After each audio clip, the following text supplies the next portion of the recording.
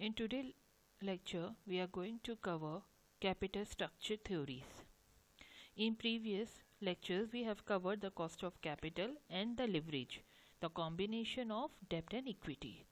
Now, we are discussing the capital structure. What exactly capital structure means?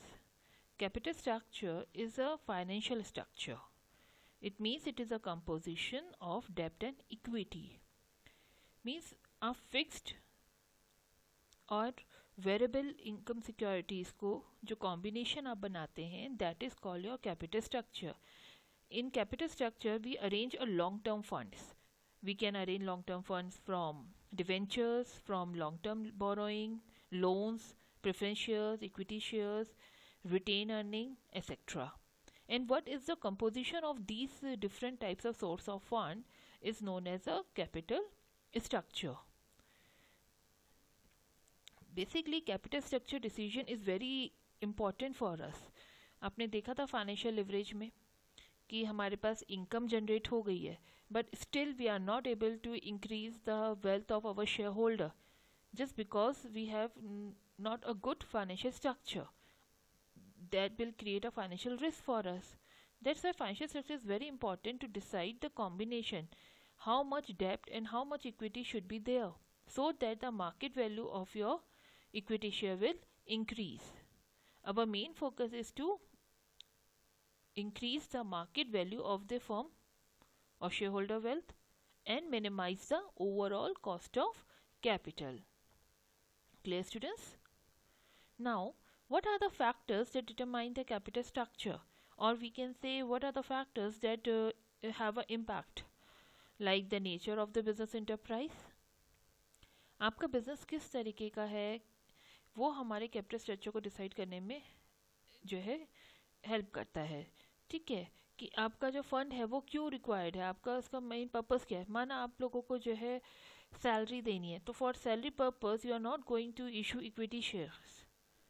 Okay, तो fund हमने किस चीज़ के लिए अरेंज करना है वो भी हमारे कैपिटल स्ट्रक्चर को डिसाइड करने में हेल्प करता है. लॉन्ग टर्म है तो लॉन्ग टर्म सोर्स ही हमें यूज़ करना है.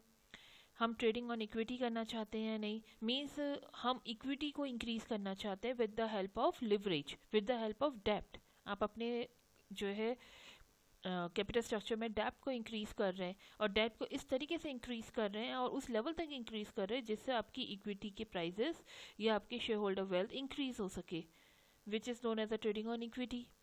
Means equity is the base for taking a decision. ठीक है, and then the what is your intention, you want to control your company or not. If you want to hold the company decision in your hand, it means you prefer a equity, not a debt. Okay, आप अपने पास जो है equity ज़्यादा रखना चाहेंगे तो उससे क्या होगा, अगर ओनर के पास इक्विटी ज़्यादा है तो आपके पास कंट्रोल रहेगा. तो इट मीन्स अब आप क्या करेंगे, मार्केट में फंड अगर आपको अरेंज करना है, फंड की ज़रूरत पड़ रही है तो you go for the loan, debentures and all, जहाँ पर आप अपना कंट्रोल राइट नहीं लूज़ करते. Then cost of raising fund क्या है, अलग अलग कॉस्ट के लिए अलग अलग अलग कैपिटल के लिए फंड को अरेंज करने के लिए आपको अलग अलग कॉस्ट बेयर करनी है. इससे पहले हमने कॉस्ट ऑफ कैपिटल पढ़ा, डेब्ट capital, preference share capital, equity share, इन सब के लिए अलग अलग cost you are going to pay. क्या कॉस्ट आप पे कर रहे हैं उसके लिए. जनरली वी कंसीडर डेब्ट as a cheap source of fund as compare to equity. Then the period for which the fund is required. आपको जो फंड है वो कितने टाइम के लिए चाहिए, लॉन्ग रन के लिए चाहिए तो go for long run. Okay, अगर आपको परपेचुअली चाहिए तो go for equity. Then your nature and attitude of investor कैसे हैं. ठीक है, आपका अगर इन्वेस्टर जो है रेगुलर इनकम चाह रहा है, फिक्स्ड और सिक्योर इनकम चाह रहा है, तो आप प्रेफर करेंगे कि आप डिवेंचर्स और डेब्ट्स के थ्रू फंड अरेंज करें. वो इक्विटी में पैसा नहीं लगाएगा. फिर अगर मार्केट में स्टेबिलिटी नहीं है तो no one go for the equity. तो आपको ये भी देखना है. Then you need to understand कि आपका बिजनेस साइकिल सिचुएशन कैसा है. मार्केट में अगर डिप्रेशन है तो investor will not interested in share capital, equity share capital. ठीक है, आप एडवेंचरस हैं तो इक्विटी शेयर्स को प्रेफर कर रहे हैं. आप बहुत कॉन्शियस हैं तो आप डिवेंचर प्रेफरेंस शेयर को प्रेफर करते हैं. आप एटीट्यूड देख रहे हो इन्वेस्टर्स का, फिर बिजनेस साइकिल देख रहे हैं आपका किस तरीके का चल रहा है. जैसे राइट नाउ अगर हम देखें अब बिजनेस साइकिल तो मार्केट में हर जगह भी डिप्रेशन दिख रहा है. ठीक है, तो इन्वेस्टर्स जो है इक्विटी में पैसा इतनी जल्दी नहीं लगा रहे। देन स्टेट्यूटरी प्रोविजंस होते हैं हमारे, लाइक बैंकिंग कंपनी है तो बैंकिंग कंपनी में इशू इक्विटी शेयर ओनली, वो डेप्ट और इससे पैसा अरेंज ही नहीं कर सकते अगर गवर्नमेंट रेगुलेशन स्टेट्यूटरी प्रोविजंस अगर आपके हैं, ठीक है। तो आप उसके अकॉर्डिंग अपना कैपिटल स्ट्रक्चर बना रहे हैं। And some time government taxation policy also have a great impact in our capital structure. Taxes अगर ज़्यादा हैं इक्विटी शेयर होल्डर्स के लिए तो दे डोंट प्रेफर कि वो इक्विटी में जाए, फिर वो डेट में जाएंगे, ठीक है। तो बहुत सारे फैक्टर्स हैं ये जो आप कंसिडर करते हैं वेल डिसाइडिंग कैपिटल स्ट्रक्चर, और आपका मेन फोकस होता है कि किस तरीके से आपकी जो कॉस्ट है, ओवरऑल कैपिटल स्ट्रक्चर जो आपने डिज़ाइन किया है, जो कैपिटल आप अरेंज कर रहे हैं वो मैक्सिमम अरेंज करें और कॉस्ट को मिनिमम रख सकें। Okay, then what are the features of appropriate capital structure. आपका जो कैपिटल स्ट्रक्चर है लॉन्ग टर्म के लिए वो कैसा होना चाहिए। As our main focus is to maximise our equity share prices. Equity shareholder की जो वेल्थ है हमें उसको इंक्रीज करना हमारा मेन ऑब्जेक्टिव होता है। तो उसको ध्यान में रखते हुए यू फोकस्ड ऑन प्रॉफिटेबिलिटी। जो भी कैपिटल स्ट्रक्चर आप बनाएंगे एप्रोप्रिएट तब होगा जब वो प्रॉफिट जनरेट करने में हेल्प कर रहा है। They have a solvency also, means आपको अपने फंड्स अपने ऑब्लिगेशंस को पे ऑफ करने के लिए सफिशिएंट होने चाहिए। फ्लेक्सिबिलिटी होनी चाहिए कि according to the changing requirement you can easily change the compositions, ठीक है। कंजर्वेटिव में होना चाहिए, आप अपने आप को सिक्योर करके चल रहे हैं। अगर आप बहुत ज़्यादा डेप्ट इंक्लूड कर देंगे तो इन केस ऑफ लॉस और लेस प्रॉफिट आपको पे करना मुश्किल हो जाएगा इंटरेस्ट, ठीक है। तो आपको ये भी देखना है कि मुझे अपने आप को सेव करना है। And then you have to see the control also, कि जिससे आप ऐसा कैपिटल स्ट्रक्चर बनाते हैं जिसमें आपकी कंपनी अगर है तो आपका कंट्रोल आपके हाथ में रहे, आप डिसीजंस ले सकें। अगर टू मच इक्विटी शेयर होगा तो क्या होगा, आपका कंट्रोल आपके हाथ से चला जाएगा, ठीक है।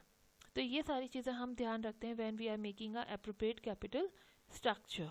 Now here we are going to discuss the capital structure theories. We have two types of theories. One is a relevance theory and second is irrelevance theory. In relevance theory we have two approach, or we can say two theory, that is net income approach and traditional approach. And irrelevant theory is net operating income approach and approach, Modigilani and Miller approach. Basically relevance theory means it stated that capital structure decision is very relevant. ये मान के चलते हैं कि capital structure decision means the डेब्ट equity का जो decision है वो रिलेवेंट है, उसके कंपोजिशन हमारी वेल्थ को, हमारी वैल्यू ऑफ द फर्म को इम्पैक्ट करता है। मींस अगर हम लिवरेज को इंक्रीज कर रहे हैं, मींस डेब्ट को इंक्रीज कर रहे हैं या हम डिक्रीज कर रहे हैं, तो we have a impact in our value of the firm, हमारी वैल्यू ऑफ द फर्म में भी इसका इफेक्ट पड़ेगा। बट इररिलेवेंट थ्योरी क्या कहती है कि there is no impact, capital structure decision doesn't affect the value of the firm. हम लिवरेज को इंक्रीज करें चाहे डिक्रीज करें, डेब्ट इक्विटी का रेशियो चेंज करें या ना करें, बट इसका इम्पैक्ट हमारी वैल्यू ऑफ द फर्म में नहीं पड़ता। तो capital structure is irrelevant for us according to irrelevance theory. Okay, now we are going to cover these theories one by one. These are the general assumptions that we are going to follow in our all theories. One is we have only two type of capital, that is debt and equity. Here debt and equity means debt denote the fixed capital. Fixed income capital means जिसमें हम लोग interest पे कर रहे हैं या fixed amount पे करते हैं। अन इक्विटी डिनोट्स जिसमें हम लोग वेरिएबल जो हमारा रिमेनिंग है वो आ रहा है, मीन्स जिसकी परसेंटेज जो है फिक्स नहीं है। कभी आपका डिविडेंड 10% हो सकता है, कभी आपका 2% हो रहा है।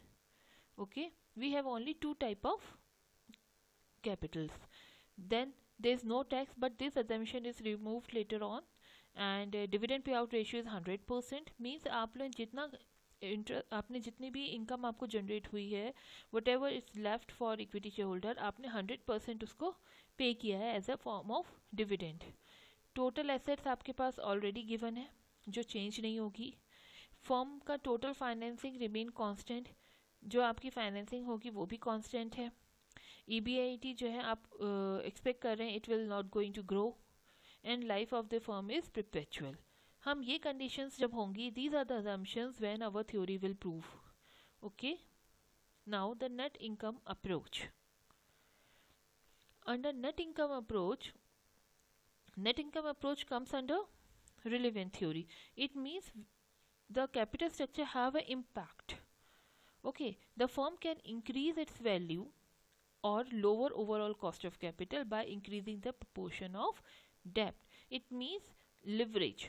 अगर हम leverage यूज कर रहे हैं, हम अगर डेप्ट को इंक्रीज करेंगे अपने कैपिटल स्ट्रक्चर में, तो we are able to reduce our cost and we are able to increase the value of the firm. ठीक है, तो it means capital structure have a relevance and they have assumption that there is no tax, there is no change in the risk perception. means अगर हमने डेप्ट increase किया तो equity holders के perception में कोई चेंजेस नहीं होंगे कि डेप्ट इंक्रीज हो गया है तो हमें हो सकता है कि प्रॉफिट मिले ना मिले, डिविडेंड मिले ना मिले। ठीक है, तो ये परसेप्शन उनका चेंज नहीं हो रहा है। एंड कॉस्ट ऑफ डेप्ट is less than the cost of equity always. Means आपकी जो डेप्ट है, जो इंटरेस्ट आप पे कर रहे हैं, वो हमेशा कम होगा। जब ये assumptions हैं, then only net income approach will prove. And here see the diagram, this is our cost of capital, this is degree of leverage. Degree of leverage means हम जैसे जैसे डेप्ट को इंक्रीज कर रहे हैं। We have seen our cost of equity and cost of डेप्ट denoted by KD and cost of equity KE. ये दोनों हमारे कांस्टेंट हैं, it's not going to change. But जैसे जैसे हम अपने पोर्टफोलियो में, अपने कैपिटल स्ट्रक्चर में लिवरेज इंक्रीज कर रहे हैं, डेप्ट इंक्रीज कर रहे हैं, सॉरी, हमारी जो कॉस्ट ऑफ कैपिटल है which is denoted by K0 is reducing. आप देख रहे हैं ये K0 हमारा डाउन हो रहा है, that means it is reducing. तो हमारी जो कॉस्ट ऑफ कैपिटल है वो इसकी वजह से रिड्यूस हो रही है। ठीक है, and this I cover this with the help of numerical later on in our next lecture. Then we have net operating income approach. According to net operating income approach, it comes under irrelevant theory. Means market value of the firm is not affected by the capital structure change. means हम डेप्ट equity का कोई भी ratio रखें, उसका कोई भी impact हमारी market value of the shares में नहीं होगा। ठीक है, and what is the assumption कि कॉस्ट ऑफ कैपिटल, जिसको हम कैपिटलाइजेशन रेट भी कहते हैं, K0 इज कांस्टेंट, वो हमारी चेंज नहीं हो रही है। इससे पहले अप्रोच में आपने देखा कि हमारी वो चेंज हो रही है, जैसे जैसे हम डेप्ट बढ़ा रहे हैं वैसे वैसे हमारी कॉस्ट ऑफ कैपिटल क्या हो रही थी, डाउन हो रही थी। बट यहाँ पर हम क्या एज्यूम कर रहे हैं, it is constant. And value of equity हमारी क्या हो रही है, इट्स अ रेसिडुअल वैल्यू। जो मार्केट वैल्यू है हमारी इक्विटी की, वो कैसे आप फाइंड आउट कर रहे हैं, वैल्यू ऑफ द फर्म से जो है आप लोग डेप्ट की वैल्यू को माइनस कर रहे हैं। तो it means what ever is left, that is the value of equity after deducting the value of debt from the market value of the firm. Clear? तो यहाँ पर आपका चेंज क्या आया, यहाँ पर वैल्यू ऑफ इक्विटी क्या है, रेसिडुअल है। बट हमारी इससे पहले वाली अप्रोच में क्या था, हमारी जो वैल्यू ऑफ इक्विटी थी वो कांस्टेंट थी। Then cost of capital is same at all the capital structure, तो कॉस्ट ऑफ कैपिटल चेंज नहीं है, KD हमारी चेंज नहीं, it is constant, and corporate income taxes not exist. Clear? Now see this graph, cost of capital अभी आपको बताया था constant रहेगी, चेंज नहीं होगी जितना हम डेप्ट इंक्रीज कर लें, और हमारा डेप्ट भी सेम है, वो भी इंक्रीज नहीं हो रहा है। But our cost of equity is increasing over here. Okay, तो इट मीन्स हम कोई भी लिवरेज रखें, कोई भी डेप्ट और इक्विटी का रेशियो रखें, हमारी cost of capital will always same and value of the firm will not going to change. Clear students? Okay, this is for the today lecture. In next lecture we are going to cover the numerical part of these two theories. Okay, thank you students.